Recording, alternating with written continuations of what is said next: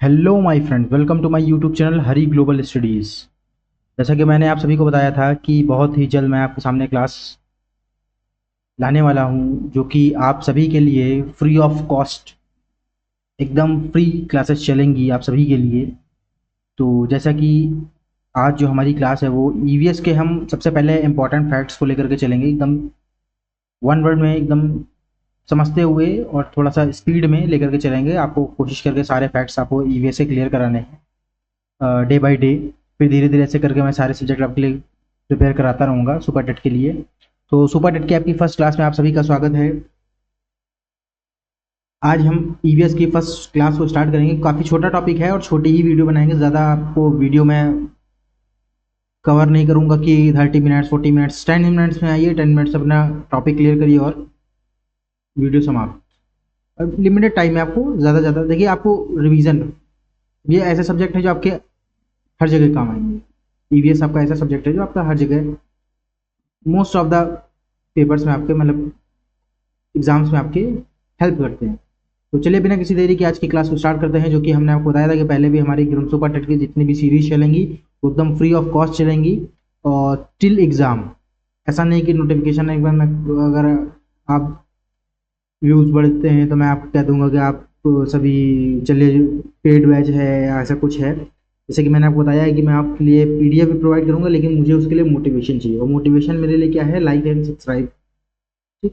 तो अगर आप लाइक सब्सक्राइब बेहतर से बेहतर करते हैं तो मैं अप्रॉक्स, मैंने मेरा एक टारगेट है, अगर 100 तक मेरे सब्सक्राइबर जाते हैं तो मैं आप सभी के लिए एकदम डिटेल्ड पीडीएफ में लेके आऊँगा। और लिमिटेड डिटेल्ड का मतलब जितना आपके एग्जाम ओरिएंटेड रहेगा उतना ही कंटेंट दूंगा, और एकदम पॉइंट लाइनर जैसे आपको मैं पढ़ा रहा हूँ एकदम सेम यही आप, अगर आप कहोगे तो सेम एज इट इज यही पीडीएफ आपको प्रोवाइड करा दूंगा। चॉइस आपकी रहेगी, जैसे आप बताओगे वैसे पीडीएफ आपको मिलेगा। और कम सिलेबस में, मतलब कम टॉपिक में मैं कैसे क्लियर करूँगा आपको, सेम एकदम। आपको अगर कोई भी टॉपिक है कितना क्रिस्प बनाकर दे सकते उतना क्रिस्प दूंगा आपके लिए, जितना बेहतर हो सकेगा। तो चलिए आज की क्लास को बिना देरी के स्टार्ट करते हैं हम लोग। जैसे कि सुपर टेट का आप प्रिपरेशन कर रहे हैं तो आप इस चैनल से जुड़ सकते हैं हमारे हरी ग्लोबल स्टडीज़ में। अगर आप यूट्यूब चैनल में @हरी ग्लोबल स्टडीज़ इतना सर्च करते हैं तो हमारा आपको चैनल वहाँ पर दिख जाएगा। तो चलिए प्रिपरेशन अगर आपको स्टार्ट करनी हो तो आप यहाँ से स्टार्ट कर सकते हैं। आज का जो हमारा टॉपिक है वो है एनवायरनमेंट एंड इकोसिस्टम। काफ़ी छोटा टॉपिक है, ज़्यादा मैंने आपसे पहले भी कहा ज़्यादा लंबी वीडियो आपके लिए प्रोवाइड नहीं कराऊंगा, बहुत छोटी सी वीडियो रहेगी। तो सॉरी फॉर डिस्टर्बेंस। तो इन्वायरमेंट एंड इकोसिस्टम, ठीक है, ये आपका आज का टॉपिक है। तो छोटा सा ही टॉपिक है, ज़्यादा लंबा टॉपिक आपका नहीं है। तो टॉपिक वन पर्यावरण एवं, हाँ ये टॉपिक आपके अकॉर्डिंग चलेंगे कि टॉपिक वन 5 मिनट या 10 minute 15 minutes, max to max 15 minute, इससे ज़्यादा नहीं होगा। मिनिमम आपका मैं कोशिश करूँगा 10 मिनट, 7 to 10 मिनट्स के बीच में ही रहे। तो पर्यावरण एवं पारिस्थितिकी तंत्र में कौन कौन से हमारे फैक्ट्स जो रहते हैं वो देखते हैं। इकोसिस्टम, पारिस्थितिकी तंत्र। जो पारिस्थितिकी तंत्र है, पारिस्थितिकी तंत्र शब्द का प्रयोग सर्वप्रथम किसने किया था? एजी टांसलर ने। किसने किया था? एजी टांसलर ने। ठीक है, आप सभी देख सकते हैं यहाँ पे, जापान की खैर नीड नहीं है यहाँ पे, एजी टांसलर ने किया था। सर्वप्रथम प्रयोग किसने किया था? एजी टांसलर ने किया था। Respiration is reduction catabolic process. श्वसन हमारा क्या है? रेस्पिरेशन एक कैसा है? अपचायक प्रक्रिया है। सीधा सीधा क्वेश्चन आता है आपका, श्वसन हमारा कैसी प्रक्रिया है? तो अपचायक प्रक्रिया। श्वसन हमारी कैसी प्रक्रिया है? अपचायक प्रक्रिया, यानी सेटाबॉलिक। ठीक, काफी डार्क। देखिए भी फर्स्ट क्लास है, थोड़ा सा डिस्टर्बेंस अगर आप सभी को लग रहा हो तो बता जरूर दीजिएगा। खैर पॉइंटर ही मैं आगे से लेकर के चलूंगा ताकि आपको डिस्टर्बेंस थोड़ा ना हो कलर को लेकर के। तो रेस्पिरेशन हमारा रिडक्शन जो हमारा होता है प्रोसेस वो कहते हैं सेटाबॉलिक, यानी रेस्पिरेशन हमारा श्वसन एक कैसी है? अपचायक प्रक्रिया है। Photosynthesis occurs mainly in red and blue light. प्रकाश संश्लेषण जो हमारा होता है फोटोसिंथेसिस, ये मुख्यतः लाल और नीले प्रकाश में होता है। किसमें होता है? लाल एवं नीले प्रकाश में। ठीक है, लाल एवं नीले प्रकाश में होता है। ड्यूरिंग फोटोसिंथेसिस, जब हमारा फोटोसिंथेसिस चल रहा होता है, प्रकाश संश्लेषण चल रहा होता है, तो CO2 का अपचयन यानी रिडक्शन होता है तथा H2O का ऑक्सीकरण होता है। सीधा सीधा सवाल आता है, H2O का ऑक्सीकरण होगा या ऑक्सीकरण किसका होता है? तो H2O का होता है। और अपचयन किसका होता है? CO2 का होता है। ठीक है, काफ़ी इजी ये पॉइंट्स आपके कई पेपर में आए हैं, मैं एकदम वहीं से उठा करके लाया हूँ। कोई ऐसा नहीं कि एकदम आप सोचो कि ये नहीं आएगा, ऐसा नहीं है जी। जितने भी यूपी एग्जाम हो उनसे ही उठा करके लाया हूँ, चाहे आपको जितने भी टीचिंग एग्जाम जितने भी हों उनसे ही आप एकदम क्वेश्चन उठा करके लाए डायरेक्ट। ऑल कंज्यूमर आर हेटेरोटॉप्स, हमारे सभी उपभोक्ता कैसे होते हैं? कंज्यूमर कैसे होते हैं? परपोसी होते हैं। कैसे होते हैं? परपोसी होते हैं। देखिए आप भी ये कंफ्यूज मत होइएगा कि सीधा मैं पॉइंट पे आ गया, मैंने डिटेल में नहीं बताया, डिटेल में भी आएंगे। पहले हम ये उनके लिए है जिनको ऑलरेडी नॉलेज थोड़ी बहुत है, ठीक है। आप इससे भी देख करके काफ़ी देखिए वन लाइनर है, आपका क्वेश्चन यहाँ यहीं से फंसेगा, कहीं बाहर से नहीं जाना जितनी मैं चीज़ आपको पढ़ाऊंगा, क्योंकि जितनी भी चीज़ें पढ़ाऊंगा कोई इंपॉर्टेंट ही सारी चीज़ें ढूंढ ढूंढ के आपके लिए लेकर रखे होंगे जितना बेहतर हो सकेगा। क्योंकि आप भी जानते हो अगर आप भी कोई फर्स्ट अगर अपना वर्क कर रहे हो तो कोई भी काम को अपना स्टार्ट करते हो तो आप काम ऐसा ही करोगे। देखिए ये जनरल सा ह्यूमन साइकोलॉजी है कि कोई भी इंसान अगर फर्स्ट कोई भी अपनी फर्स्ट या फर्स्ट काम कोई करता है कोई भी तरीके का, या मान लिया अगर आप कोई भी गाड़ी का पहली बार ले रहे होगे तो एकदम सोच समझ के और उसको लॉन्ग लास्टिंग आप रखने के लिए कोई ऐसा चीज़ें लोगे ना थोड़ा लॉन्ग लास्टिंग चले। तो वैसे ही भाई अगर कोई भी अपना चैनल बनाए तो कैसे बनाए, किस लिए बनाएगा? ताकि आपको लॉन्ग लास्टिंग चले, लॉन्ग लास्टिंग क्या आपको एग्जाम में फंसा दें, ठीक है। पेपर आपका एग्जाम में फंस जाएगा तो 100% आपका ढूंढते हुए लोग आएंगे आपके चैनल को, ठीक है। तो इसलिए कोई भी हो, ऐसा नहीं कि मैं अपनी बात कर रहा हूँ, अगर कोई भी मेंबर होता है तो हमेशा कोशिश ऐसी करेगा कि जितने आपके ज़्यादा से ज़्यादा पेपर में फंस जाए क्वेश्चंस, ऐसे ही कोशिश करेंगे। तो चलिए, secondary producers are heterotrophic consumer animals, यानी द्वितीयक जो हमारे होते हैं उत्पादक, ये कैसे होते हैं? परपोषी उपभोक्ता जंतु कहलाते हैं। कैसे होते हैं? परपोषी उपभोक्ता कहलाते हैं, ठीक है। ये खाली परपोषी कहलाएगा कंज्यूमर में, ठीक है। ये हमारे परपोषी उपभोक्ता होते हैं। Animals that Hunt other animals और फूड आर कॉल्ड, जो ऐसे जंतु जो अन्य जंतुओं को शिकार करके भोजन प्राप्त करते हैं उनको हम लोग क्या बोलते हैं? प्रीडेटर्स बोलते हैं। क्या बोलते हैं? प्रीडेटर्स कहते हैं।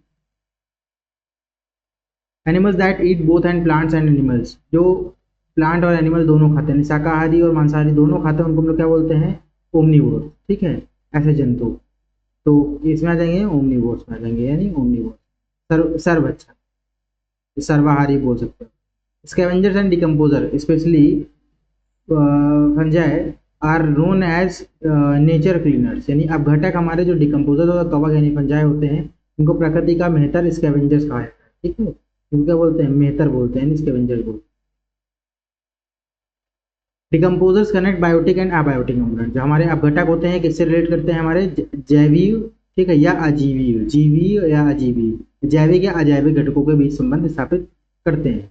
The amount of abiotic matter present at a given time is called standing state, किसी निश्चित समय पर अजीवी पदार्थ की मात्रा को खड़ी अवस्था यानी स्टैंडिंग बोलते हैं, स्टैंडिंग स्टेट कहते हैं। क्या बोलते हैं? Standing state. Energy flows in one direction in a food chain, खाद्य श्रृंखला वाली कैसी होती है? फूड चेन में ऊर्जा का प्रवाह केवल एक ही दिशा में होता है। जो हमारा एनर्जी डायरेक्शन बनता है फूड चेन का वो कैसे होता है? एक ही प्रवाह में चलेगा, मतलब ऐसे चल रहा है तो ऐसे ही चलेगा, ऐसे नहीं कि उल्टा हो जाएगा। A food web connects all organism are of a community, जो हमारी खाद्य जाल होती है यानी फूड वेब होता है, ये एक समुदाय में सभी जीवों का आपस में क्या करता है? जोड़ने का काम। Energy pass through multiple pathways in a food web, ऊर्जा का प्रवाह हमारा एक ही क्या होता है? दिशा में होते हुए भी खाद्य जाल यानी फूड वेब में अनेक मार्गों से गुजरता है। यानी ऊर्जा का जो प्रभाव हमारा होता है वो एक ही दिशा में होते हुए कहाँ जाता है? खाद्य जाल यानी फूड वेब में अनेक भागों से गुजरता रहता है। परिस्थितिकी विज्ञान की अगर बात करते हैं, परिस्थितिकी विज्ञान में ऊर्जा मापने की इकाई को हम लोग क्या बोलते हैं? ऊष्मा। क्या बोलते हैं? ऊष्मा, यानी हीट या कैलोरी बोलते हैं। मेनली अगर हम लोग देखते हैं तो कैलोरी बोलते हैं। क्या बोलते हैं उसको? कैलोरी, ठीक है। हीट नाम दे दिया गया है, the unit of energy is ecology is heat या calorie. An ecosystem is the functional unit of nature, परिस्थितिकी तंत्र हमारा क्या है? एक प्रकृति की क्रियात्मक इकाई है। प्रकृति की क्या है? एक क्रियात्मक इकाई है। कौन? Ecosystem. Karl Mobius and Forbes introduce the concept of biocoenosis and microcosm respectively. Karl Mobius, ठीक है, या एवं फोर्ब्स ने क्रमशः बायोसिनोसिस, क्या बायोसिनोसिस और माइक्रोज्म की संकल्पना दी थी। अब सीधा सीधा आपसे सवाल पूछेगा कि बायोसिनोसिस और माइक्रोज की संकल्पना किसने दी थी? तो किसने दी थी? कार्ल मोबियस ने और एवं फोर्ब्स ने। देखिए अच्छे लेवल के आपके लिए क्वेश्चन लेके रखे आए, मतलब वन लाइनर लेकर के आए। The coconut trees is known as the kalpavriksha, coconut tree को हम लोग क्या बोलते हैं? कल्पवृक्ष बोलते हैं। विश फुलिंग, इसको क्या बोलते हैं? विश फुलिंग, यानी हमारी जो विश होती है उनको विश फुलिंग ट्री बोलते हैं, मतलब विश को हमारी क्या करते हैं? पूरा करते हैं, इसीलिए हम लोग कोकोनट को हम लोग क्या बोलते हैं? वृक्ष को कल्पवृक्ष कहा जाता है। Bamboo is the grass not a tree, bamboo हमारा क्या होता है? ग्रास होता है, ना कि क्या होता है? ट्री होता है, ठीक। बैम्बू हमारा क्या होता है? ग्रास होता है, ना कि क्या होता है? ट्री। बांस हमारा क्या है? एक घास है, ना कि क्या है? वृक्ष है, मतलब वृक्ष नहीं है, घास है bamboo. The world largest flower is Rafflesia, क्या बोलते हैं? रेफ्लिसिया। विश्व का सबसे बड़ा पुष्प हमारा क्या है? रेफ्लिसिया को कहा जाता है, रेफ्लिसिया को कहते हैं। The largest tree in the world of sequoia, ठीक है, सिकोया जिसको हम लोग पढ़ेंगे, सिकोया पढ़ेंगे। विश्व का सबसे विशाल वृक्ष कौन है? सिकोया। कहाँ पाया जाता है? यूएसए में। कहाँ पाया जाता है? यूएसए में। कहाँ पाया जाएगा? यूएसए में।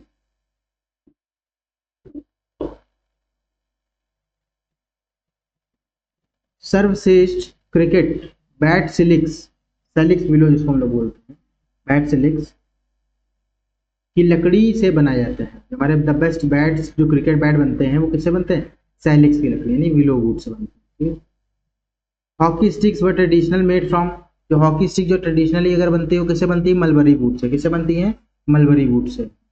The world smallest flowering plant is Wolffia, विश्व का सबसे छोटा पुष्पी कौन है? हमारा पौधा वोल्फिया है। कौन है? वोल्फिया।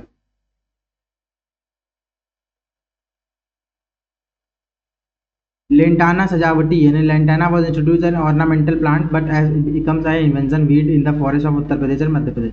लेंटाना सजावटी पौधे के रूप में लाई गई थी, ठीक है, लेकिन अब उत्तर प्रदेश एवं मध्य प्रदेश के जंगलों में हानिकारक खरपतवार बन गई है हमारी। कौन सी? लेंटाना सजावटी। वाटर हैसनिथ, ठीक, जलमुखी भी सजावटी जिसको हम लोग जलकुंभी भी बोलते हैं। Water hyacinth, water hyacinth was also introduced as an ornamental plant is called the terror of Bengal। जलकुंभी भी हमारी सजावटी पौधे के रूप में लाई गई थी, लेकिन इसे बंगाल का क्या बोला गया? आतंक बोला गया, टेरर ऑफ बंगाल बोला।